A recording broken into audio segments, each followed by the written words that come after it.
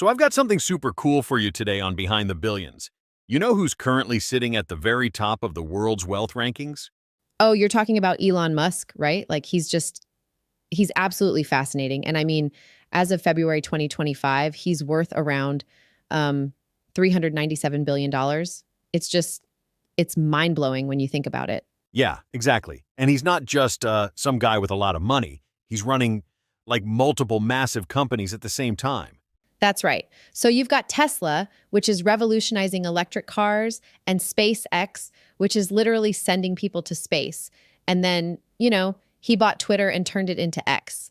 And that's really just scratching the surface of what he's involved in. His story is pretty wild, isn't it? I mean, how does someone even get to that point? Oh my goodness, yes. And you know what's really interesting about Elon? He's probably one of the most polarizing figures in the world right now. People either absolutely love him or, well, they really, really don't. There's just no middle ground with him. So let's start at the beginning. Where did Elon Musk actually come from? Well, you know what's really interesting is that he was born in Pretoria, South Africa, back in 1971. And his family situation was, well, it was pretty complex, right? Like his mom, May, was this amazing model and dietitian. And his dad, Errol, was this really accomplished engineer who did all sorts of things. He was a pilot, a sailor, consultant, property developer. Sounds like they were pretty well off. Yeah, they were definitely wealthy. But what's interesting is that there's been some controversy about just how wealthy. Like there were all these stories about his dad owning an emerald mine. But in 2023, Errol actually clarified that he just had rights to a portion of emeralds from three small mines. How was Elon's childhood? I mean, was it all, you know, privileged and easy? Oh gosh, no, not at all. So his parents divorced when he was about 9 years old, and Elon chose to live with his dad, which he later said he really regretted. And school was really tough for him. He went to this wilderness school that he described as being like a paramilitary Lord of the Flies, where kids were actually encouraged to fight over rations. That sounds pretty intense. Yeah, and there was this one really terrible incident where he was actually thrown down concrete steps and beaten so badly he had to go to the hospital. But you know what's fascinating? Even during all of this, he was just absolutely obsessed with reading and technology. Like by the time he was 10, he was already teaching himself computer programming. Wait, really? At 10 years old? Absolutely. And get this. At 12 years old, he actually created his own video game called Blastar, and he managed to sell it to a magazine for about $500. I mean, that's pretty incredible for a 12-year-old, right? And he was just devouring books too, especially things like The Lord of the Rings and The Hitchhiker's Guide to the Galaxy. He's actually said these books were really important in shaping who he became. So how did he end up making his way from South Africa to, North America? Oh my gosh. So this is actually really interesting because, there was this whole thing with mandatory military service in South Africa at the time, right? And Elon was absolutely determined not to participate in the apartheid regime. So he basically used his mom's Canadian citizenship to get a Canadian passport. Did he go straight to university there? Well, not exactly. While he was waiting for his passport application to process, he actually spent about 5 months at the University of Pretoria. But then when he finally got to Canada in 1989, he actually did all sorts of odd jobs, He worked on farms and lumber mills just trying to make ends meet. Wow, that's quite a change from his life in South Africa. Totally. But then in 1990, he started at Queen's University in Ontario. And this is where things really started to take shape. He spent 2 years there before transferring to the University of Pennsylvania, where he actually ended up getting not one, but 2 degrees, a bachelor's in physics and a bachelor's in economics from Wharton. That couldn't have been cheap. How did he manage that? You know what's fascinating? He actually hosted these huge house parties to help pay for his tuition.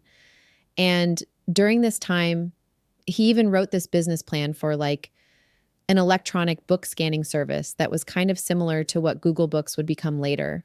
What happened after Penn? So in 1995, he actually got accepted into a PhD program in material science at Stanford. And this is really interesting, he never actually enrolled. He saw this massive opportunity with the internet boom happening and decided to just go for it instead. He even applied for a job at Netscape. But get this, they never even responded to his application. So, after deciding not to go to Stanford, what was his first real business venture?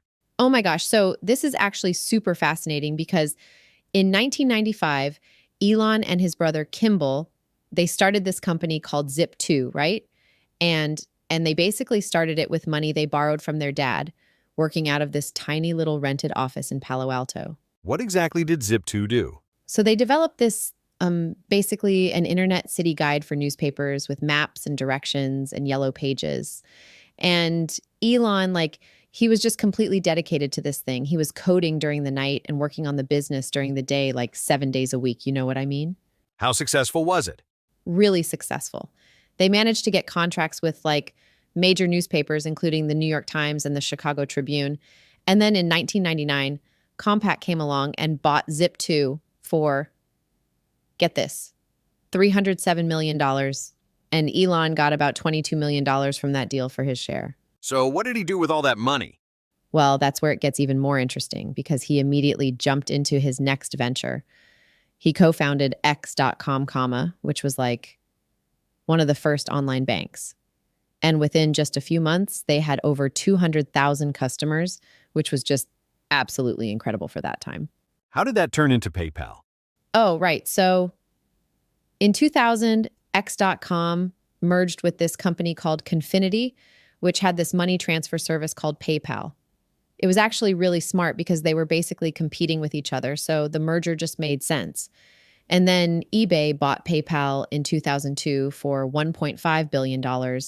And since Elon was the largest shareholder with about 11.7%, he walked away with roughly $175.8 million. That's quite a jump from his first payday.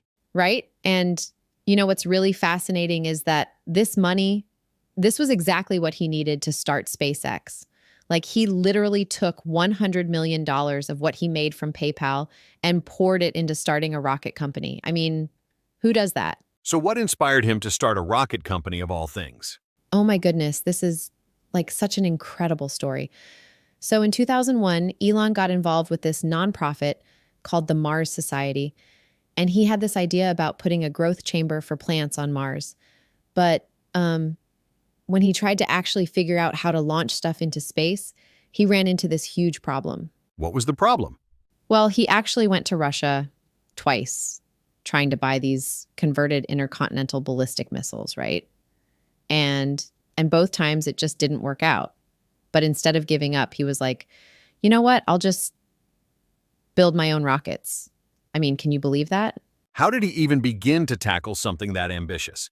So in May 2002, he takes that $100 million from his PayPal success and starts SpaceX. And get this, he makes himself both CEO and chief engineer. He's not just writing checks, he's actually getting into the technical details of rocket design. Did they find success right away? Oh, no. The first 3 launches of their Falcon 1 rocket all failed. And this is really important because Elon was literally on the verge of bankruptcy. He had enough money for maybe one more launch attempt. But then in 2008, their 4th launch finally succeeded. It was just absolutely incredible. What happened after that first success? That's when everything just started falling into place. NASA saw what they'd achieved and gave them this huge $1.6 billion contract for Dragon spacecraft flights to the International Space Station. And then in 2012, they made history. They became the first private company to dock a spacecraft with the ISS. What about their reusable rockets? That seems like a game changer. Oh my gosh, yes. So in 2015, they did something that people thought was impossible. They successfully landed the first stage of a Falcon 9 rocket. And now they're doing it regularly, both on land and on these autonomous drone ships in the ocean. It's completely revolutionized the economics of spaceflight. And where are they headed now? Well, right now they're working on this massive rocket called Starship, which is just absolutely mind-blowing in terms of its scale. They've also got Starlink, which is this huge network of satellites providing internet access globally. And you know what? They're still focused on Elon's original dream of getting to Mars. It's incredible how far they've come from those early failed launches. So let's talk about Tesla. How did Elon get involved with them in the first place? Oh, this is actually such an interesting story because, a lot of people think Elon founded Tesla, but he didn't. The company was actually started in 2003 by these two guys, Martin Eberhard and Mark Tarpenning. But Elon came in as like the biggest investor in 2004. What made him want to invest in an electric car company? Well, he invested about $6.5 million dollars and got himself a seat as chairman of the board. He was really passionate about sustainable energy, right? And he saw this huge potential in electric vehicles that other people just weren't seeing at the time. When did he take over as CEO? So that's actually a really dramatic story. During the 2008 financial crisis, Tesla was struggling badly, like really badly.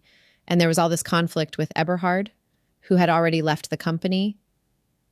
Elon basically stepped in as CEO to save the company. He put in practically all of his remaining PayPal money, and he was literally living on loans from friends. That's quite a risk. How did he turn things around?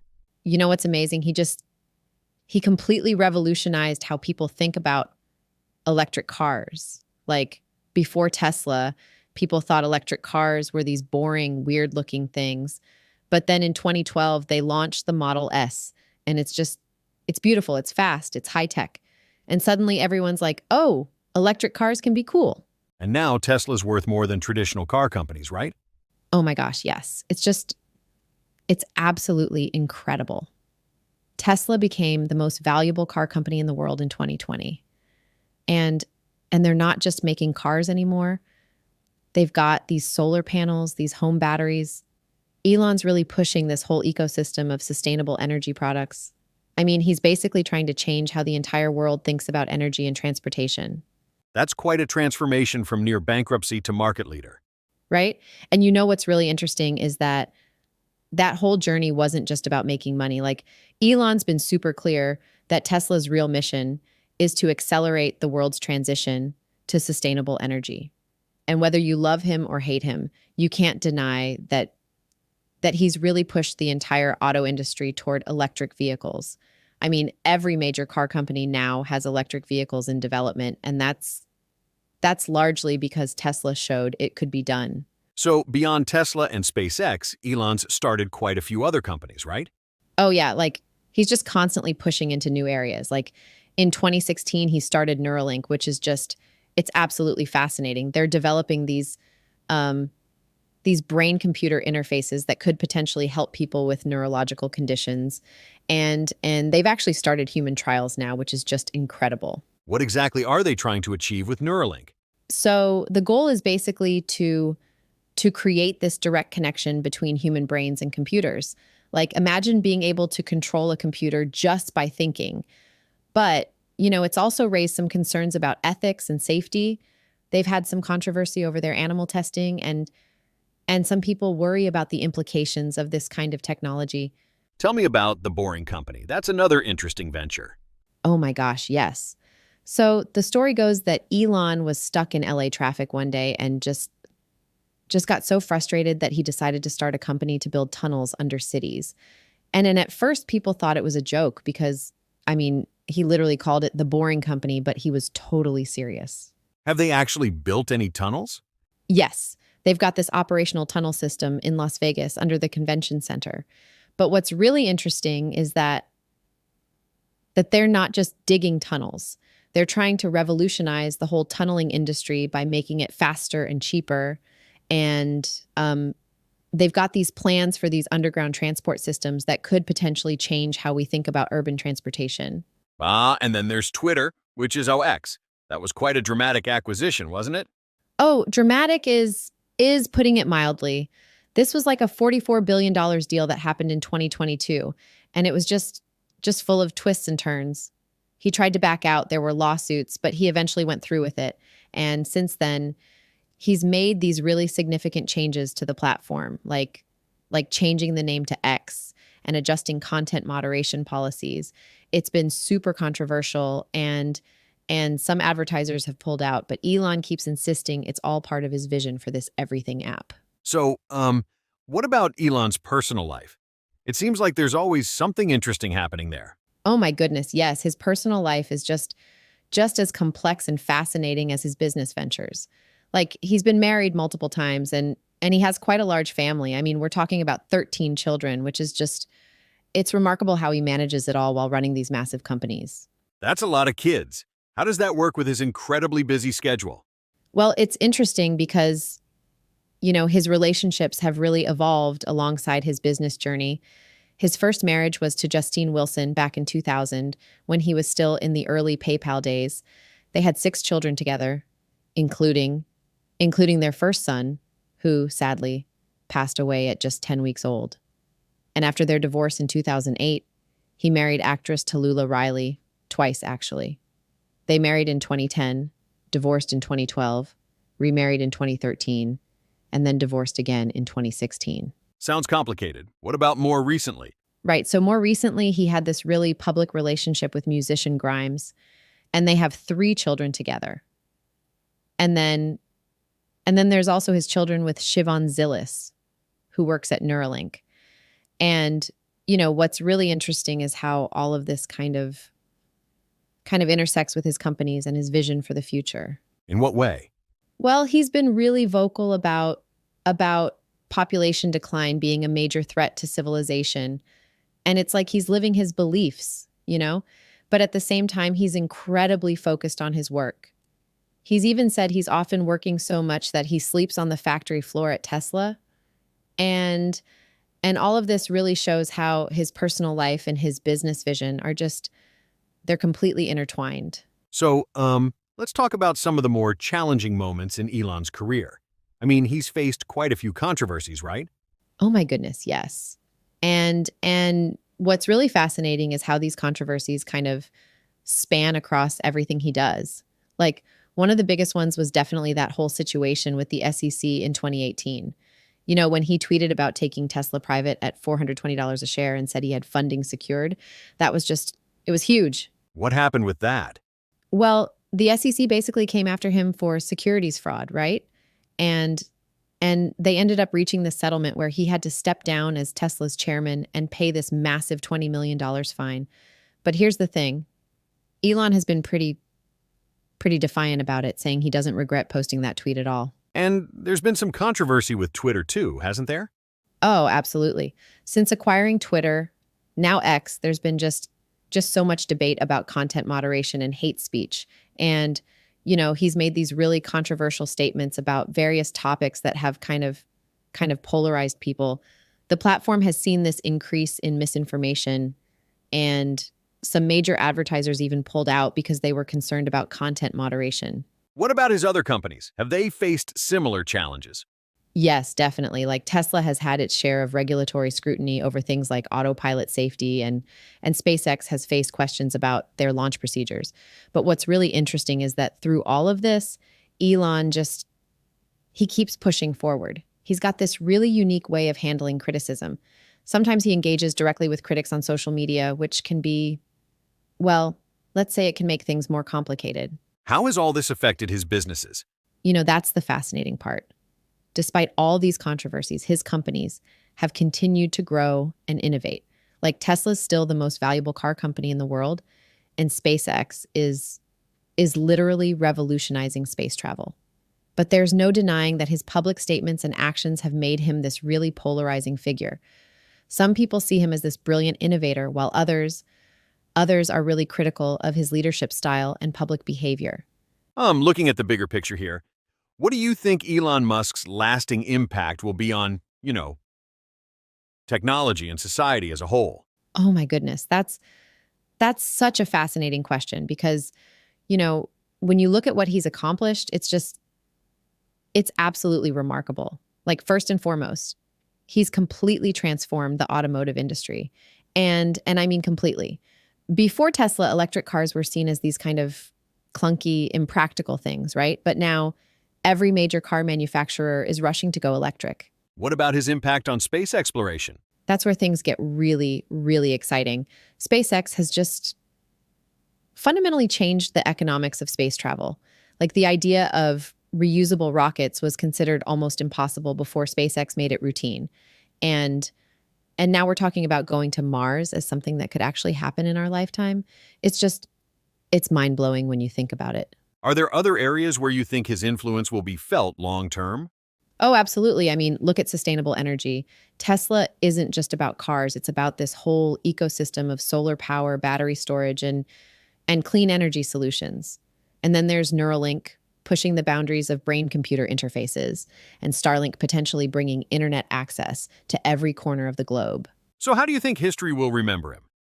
I think he'll be remembered as this incredibly complex figure who really pushed humanity forward in multiple fields. Like, despite all the controversies we talked about earlier, it's hard to deny that he's accelerated the transition to sustainable energy and made space travel more accessible than ever before.